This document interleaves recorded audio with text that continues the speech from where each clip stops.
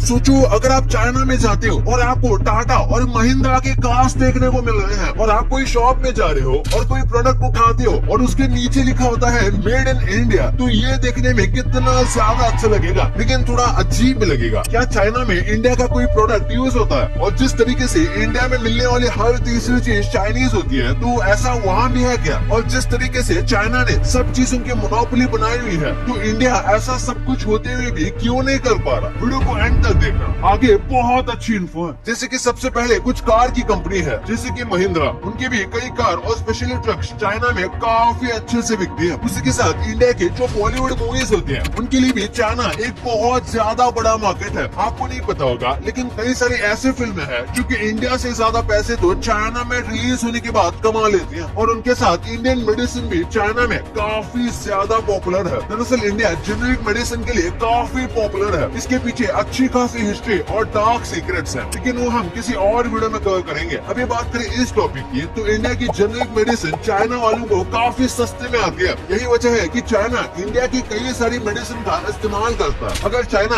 ऐसा नहीं करेगा तो वहाँ पर जो भी मेडिसिन सेल होगी वो बहुत ज्यादा महंगी होगी, जिस वजह से चाइना के नॉर्मल लोग उसे अफोर्ड नहीं कर पाएंगे। अगर इंडिया से कोई चीज सबसे ज्यादा एक्सपोर्ट होती है तो वो है रॉ मटेरियल। इसमें कई सारी चीजें आती है, जैसे कि कई प्रकार के ऑयल, मिनरल, स्पाइसेस और फन फैक्ट चाइना उनका इस्तेमाल करके ही प्रोडक्ट बनाता है और उसे इंडिया में बेचता है। और वही सेम प्रोडक्ट जो इंडिया में बना होता है वो चाइनीज प्रोडक्ट के मुकाबले महंगा होता है, क्योंकि चाइना मास प्रोडक्शन और सस्ते लेबर का इस्तेमाल करता है। इन शॉर्ट अगर कहा जाए तो उनके हक के पैसे वसूलता है। और यही वजह है कि हमारे खुद के रॉ मटेरियल होने के बाद भी उससे चाइना को फायदा मिलता है। और चाइना की गवर्नमेंट के साथ साथ वहाँ के लोग भी ऐसे ही होते हैं कि ज्यादातर वो चाइनीज प्रोडक्ट ही खरीदते हैं और बाहर की चीजें खरीदना पसंद नहीं करते। वही इंडिया की बात करें तो इंडिया में लोग लोकल प्रोडक्ट कम खरीदते हैं। यहाँ तक कि चाइनीज गवर्नमेंट ने तो कई सारे प्रोडक्ट को बैन भी कर रखा है और वैसे ही सेम प्रोडक्ट फिर कुछ चाइना में बनाकर बेचती है। यहाँ तक कि चाइना ने ये सब सोशल मीडिया एप्लीकेशन के साथ भी किया हुआ है। चाइना में आपको लगभग सारे सोशल मीडिया एप्लीकेशन के रिप ऑफ वर्जन मिल जाएंगे, फिर चाहे वो यूट्यूब हो,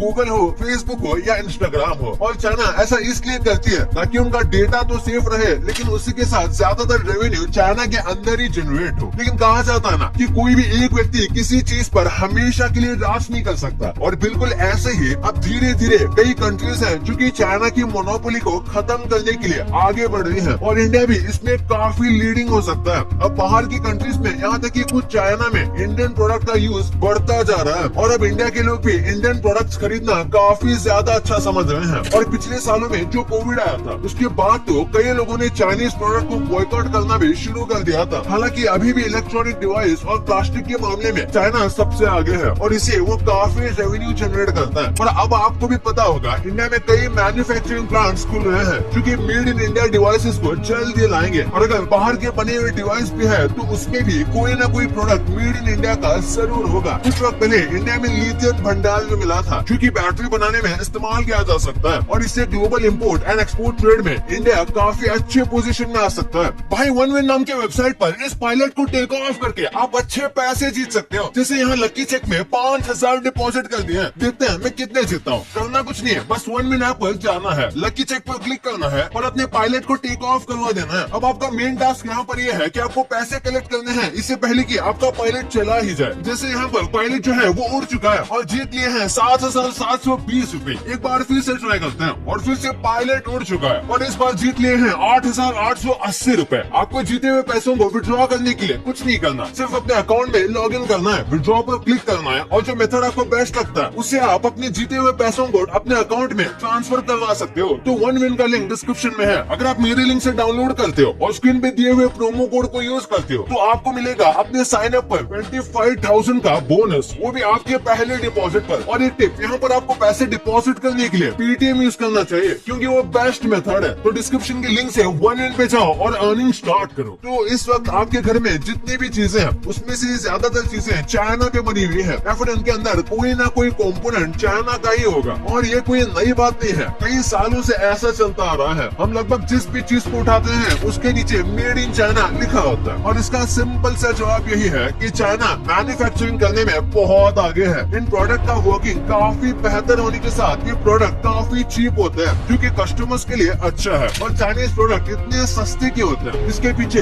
एक डार्क फैक्ट है कि वहाँ पर चीप लेबर करवाया जाता है, यानी कि लोगों से बहुत ज्यादा काम तो करवाया जाता है, लेकिन उसके लिए उन्हें कुछ खास पैसे नहीं दिए जाते और बस यही लेबर का पैसे काट के चाइना प्रोडक्ट इतने सस्ते में बनाता है और वही सेम चीज इंडिया में अचीव नहीं की जा सकती। इस वक्त देखा जाए तो इंडिया और चाइना के बीच 2022 में अप्रैल से नवंबर में $77.82 बिलियन का ट्रेड हुआ था और इसमें ज्यादातर पैसे इंडिया द्वारा ही खर्च होते हैं चीजें इंपोर्ट करवाने में, खासकर इलेक्ट्रॉनिक की चीजें और प्लास्टिक की बनी हुई चीजें, क्योंकि चाइना के सबसे बड़े मार्केट का हिस्सा है और चाइना इन चीजों को किसी भी देश के मुकाबले सबसे सस्ते में बेचता है। और ये जो ट्रेड हो रही है इंडिया और चाइना के बीच, ये काफी अनसस्टेनेबल और अनफेयर है, क्योंकि इससे चाइना तो काफी पैसे कमा रही है लेकिन इंडिया के लिए ये ट्रेड इक्वल नहीं है। आपने हमेशा सुना होगा कि बढ़ती हुई इकोनॉमी के लिए एक्सपोर्ट और इम्पोर्ट इक्वल होना चाहिए, पर इंडिया और चाइना के रिलेशन में ये चीज नहीं है। इसके लिए इंडिया को इंडिया के अंदर मैन्युफैक्चरिंग बढ़ानी होगी, क्योंकि इससे फिर लोग चाइना के प्रोडक्ट पर निर्भर नहीं रहेंगे। और अगर हम मैन्युफैक्चरिंग बढ़ा रहे हैं तो इसका मतलब है कि हम उन चीजों को एक्सपोर्ट भी कर सकते हैं और ऐसे ही ट्रेडिंग इक्वल होगी। लेकिन ये सारी चीजें जितने सुनने में लगती है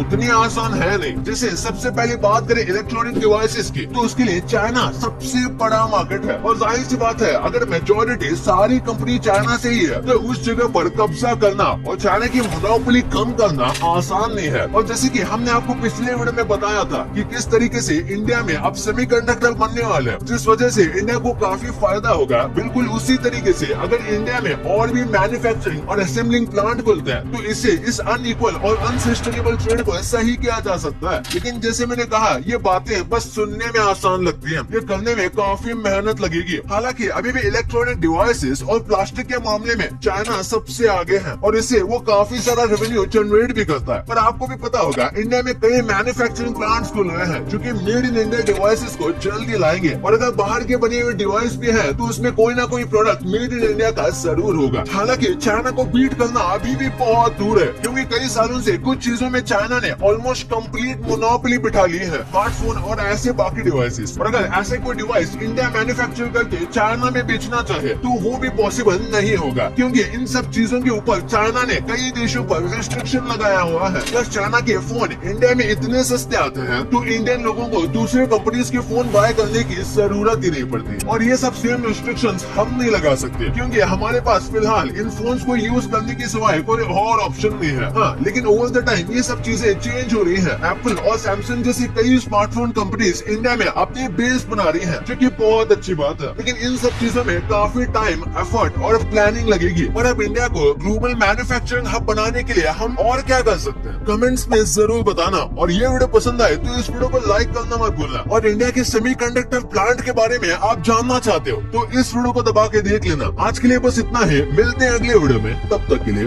बाय।